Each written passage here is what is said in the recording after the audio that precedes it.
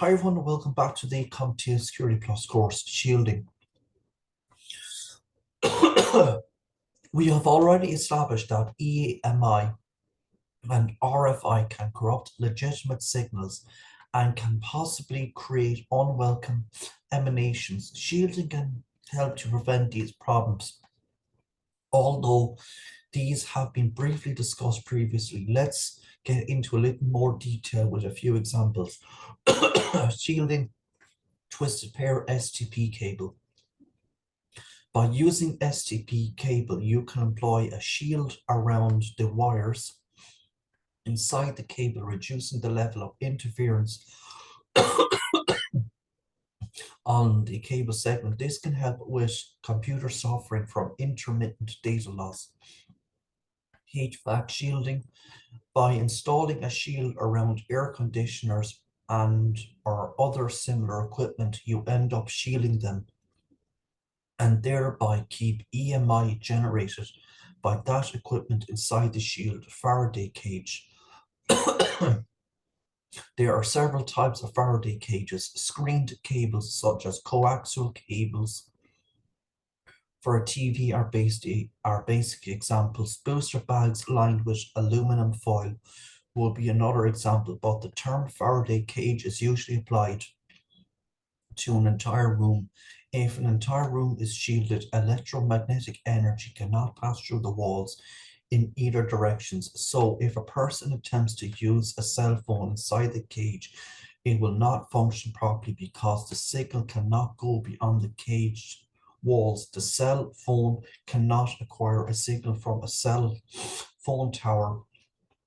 More important devices such as cell phones, motors, and wireless access points that create electromagnetic fields and are outside the cage cannot disrupt electromagnetic sensitive devices that reside inside the cage.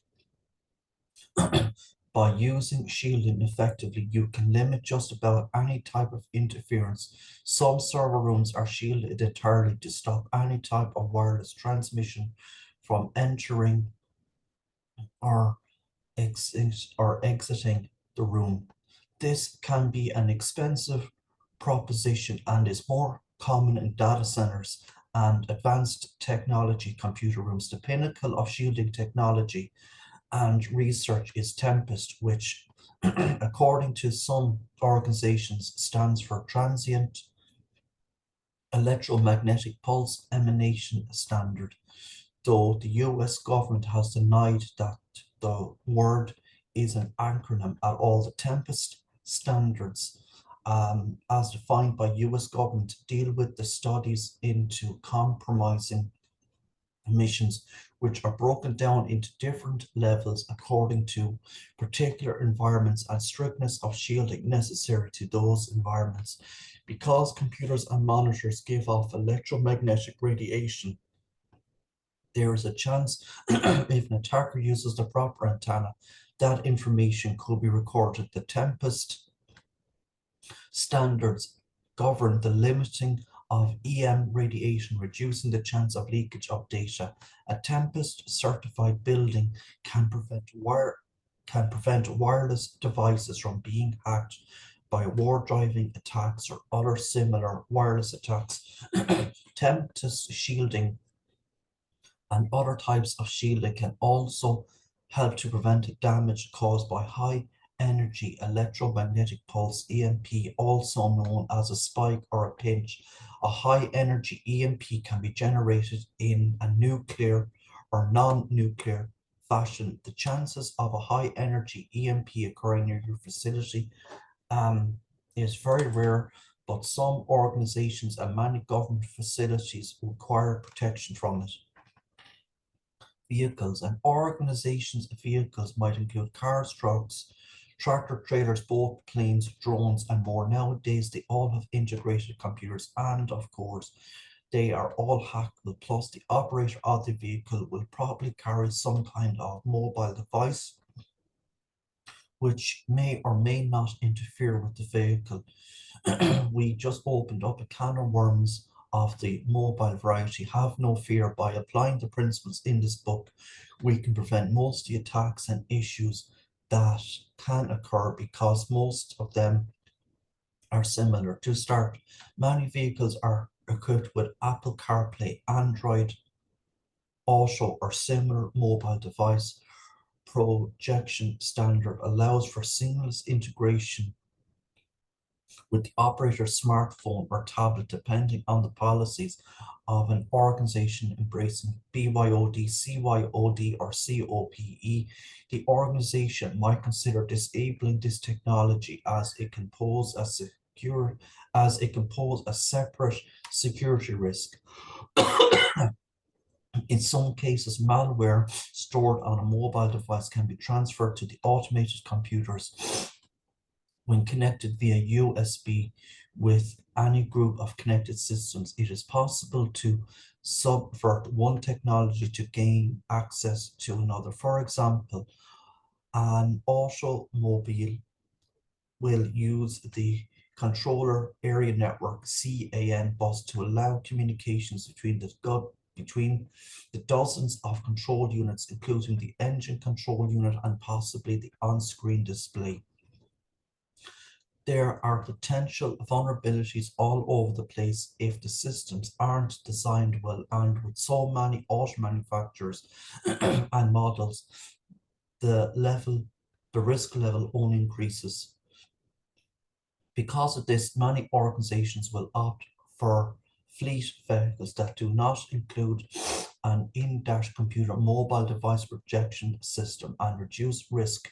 And to save money, vehicles might also have an SD card slot used to update GPS maps or other automotive software. Infected SD cards could possibly be used by a person with physical access to corrupt the GPS system of the vehicle, with the potential for location information being sent via the operator's mobile device from the vehicle itself. SD card slots can be disabled on some vehicles, and the settings for the onboard computer can be blocked with the passcode or password. Manufacturers and organizations will also implement a network security measure known as an air gap. An air gap is a method of isolating an entity, effectively separating it from everything else. The entity could be a CPU, a system, or an entire network. The concept could be applied to just about anything. As we know, one of the best ways to secure a thing is to isolate it. In the case of a CAN bus, the engine control unit is usually air-gapped. Industrial control systems such as SCADA are often air-gapped, so are mission-critical and life-critical controls used in nuclear power plants or aviation vehicles. It could also be an entire network that needs to be separated. This is common in military and government scenarios and might also require the implementation of a Faraday cage or Tempest solution. If two entities are involved in an air gap, for example, two networks, they are often categorized as classified secure or high side, or unclassified insecure or low side, but it's the classified entry that is considered to be the real air-gapped system. Data can easily be transferred from the low side to the high side, but for the high side to low side data transfer, the procedures are more strict and quite possibly require physical moving of the data. For example, in Chapter 15, PKI and encryption protocols, we discussed the concept of the offline certificate authority, CA, where certificates and keys are physically moved from that system to subsidiary CAs, and in fact are also done vice versa, making the air gap more secure. It should go without saying that all vehicles should have appropriate locking systems and possibly additional authentication methods such as passcodes, proximity keys, and biometrics. By preventing access to unwanted individuals, you can protect many of the internal systems of a vehicle, but what about wireless systems? Many vehicles now use Wi-Fi and Bluetooth as well as proprietary technologies. We have detailed many vulnerabilities to these already. Use the prevention method described previously in the book. Also consider if Wi-Fi and or Bluetooth are really necessary, and if not, disable them within the vehicle's onboard computer settings or utilize passcodes for Bluetooth, and consider the geofencing mindset. Reduce the Wi-Fi power levels in order to decrease the Wi-Fi area. Another vehicle that has become much more common is the unmanned aerial vehicle, UAV, commonly known as a drone. The applications of a UAV are seemingly endless, including security and defense applications. From a larger perspective, the risk associated with UAV technology is a double-edged sword because you have organization operated UAVs and attacker operated UAVs. First, if an organization owns and uses AV technology, it can be exploited like any other technology. For example, a UAV can be a target for command and control C2 attacks, data link jamming, sensor jamming, and spoofing. An attacker might be trying to capture information or compromise the UAV to take over navigation. The organization that owns the UAV can prevent this by using best coding practice, SDLC encryption, mutable authentication, and UAV specific security standards. Secondly, a well-funded attacker might own UAV technology and use it for reconnaissance, potentially spying on an organization or gaining access to a wireless network if properly equipped. On the prevention side, an organization should once again consider their geofencing policy and have strong Wi-Fi encryption protocols in place, plus physical security methods as discussed in Chapter 10. Physical security and authentication models should be in place as well as no-fly zones. The bottom line in this, incorporate your security policies and procedures into any vehicles that your organization uses. It's all part of that attitude we've used throughout the book. Essentially, anything with a CPU and memory is a computer, and any computer can be compromised given time and effort. Also, as a last note, by this definition of computer, we can safely say that computers are just everywhere. Govern them accordingly. Chapter summary. So that wraps up this chapter about people and facilities. It was a bit helter-skelter as far as the listing of content, but in a way, all the concepts are intertwined. For example, you don't want attackers to gain access to your building, but if they do, then you don't want them to gain access to your server room, among other things. So you implement things such as multi-factor authentication, and just in case, you implement shielding to help prevent any wireless intrusion. These are physical security controls and are easily understood if only it were so easy to shield people from the con.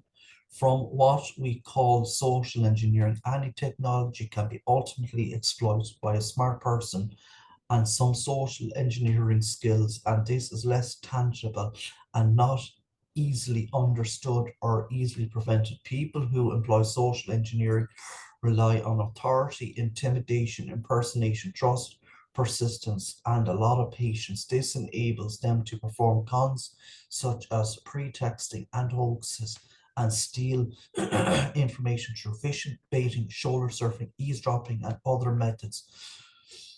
While this whole book is full of ways to prevent the con artist from obtaining data secrets and P2, it is the user education and awareness that might be the best defense. Knowledge is power, but the user needs to be trained in an interesting manner in order to effectively stop the threat of social engineering.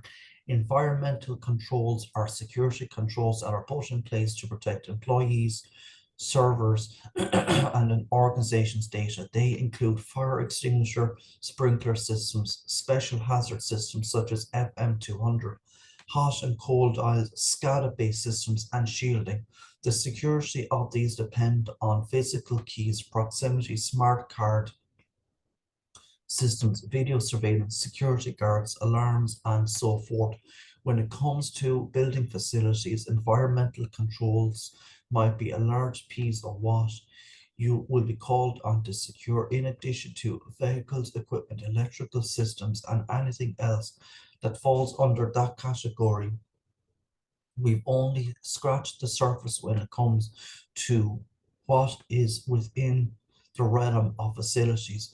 You will not be expected to know everything on the subject, however. Be ready to work with your organization's facilities department and human resource department to accomplish what we have discussed in this chapter. So I'm going to leave it here today for this video. If you like listening, please consider like, sharing, and subscribing. Thank you.